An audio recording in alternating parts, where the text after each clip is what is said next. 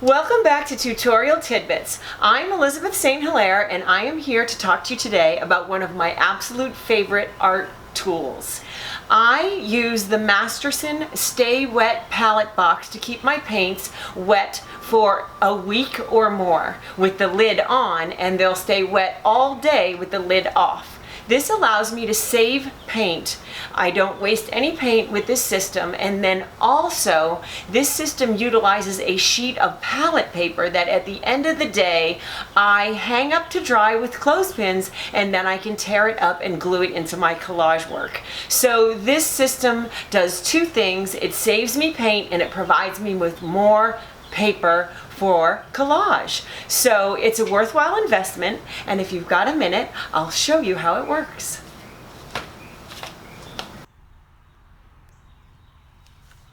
Okay, so this is the Masterson Sta-Wet palette box system. I am going to demonstrate today with my golden heavy body acrylics. I also use this system for my fluid acrylics. You could use it for gouache, for open acrylics. You could use it for any water soluble medium that you want to keep wet for any length of time so that you don't waste paint. So today for demonstrating, I'm going to set up with my tube paints. I've also got a spray bottle with water, paintbrush, and the Masterson Sta-Wet palette. This is a box. It's sort of like a Tupperware. So this is the lid. The lid comes off, and this is a plastic box. Underneath this is a sheet of palette paper that you want to purchase specifically for the system. And then under the palette paper, this is a sponge. I run it under the water. It's a very thin sponge material. It's damp and moist, and that is what keeps your paint wet. So I've run this under the water. It's moist and it's sitting in this palette box. I cleaned it the best I could, the whole thing for you. This is well loved. It's got some stains on the sponge, but the sponge lasts a really long time no matter how dirty it gets. So the sponge is wet. The box is plastic. It has a lid that keeps everything wet while you're away from your studio. The palette paper that comes with this system is highly absorbent. It is not shiny or coated. It is very absorbent, and when you put it down here, it is going to pull water from the sponge to keep the paint on top of it moist. So once I lay it down, I'm going to spritz it with some additional water on top just so that everything's nice and moist. And then I'm going to set out my paints, and I do not have any sort of specific palette lineup. I know there's a lot of other artists that have a specific lineup of colors and a same 12 colors they always use. I am just not that organized, and any of you that know me know that.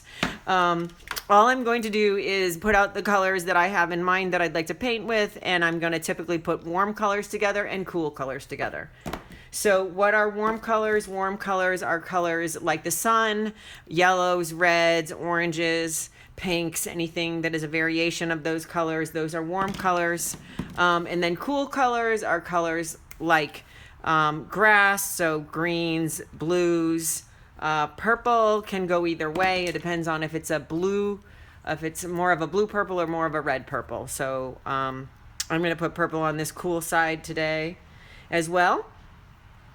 And, like I said, I would be setting up for the painting that I'm doing, so I would put out the colors that I want for that specific painting. But I've got them this way, and they are going to, now I could set them out, and now I could put the lid on the palette box, secure it down just like a piece of Tupperware, and that paint will stay wet in that box for at least a week. At least a week you could keep using it. You could transport it. You can put it in the car, take it with you as long as you keep it flat. They do make a smaller box, but I like the size of this one for blending and mixing. So I'm going to mix paint colors by going in the middle with a little bit of yellow and a little bit of green to make myself a nice yellow green. And I'm going to use the center of the box for my mixing. So I'll do a little bit of purple, and I might add a little bit of, pink, and I might add a little bit of purple. It's hard to talk and work at the same time. Anyway, so that's how I use it. I mix in the middle, I mix around the periphery. If it starts to dry out a little bit, I'll hit it with a spritz again. That really only happens when I'm working outdoors, painting in plein air. Once it's wet, it's pretty moist and good to go. And then, like I said, we're gonna just put the box lid on, secure it in place, and then you've got your colors for a week.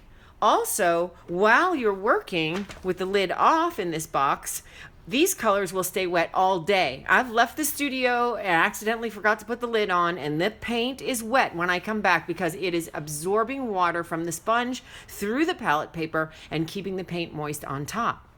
And then, as an added bonus, when I'm done with all this and it becomes a big, messy palette, I am going to take out this sheet and it is going to become another piece of collage material.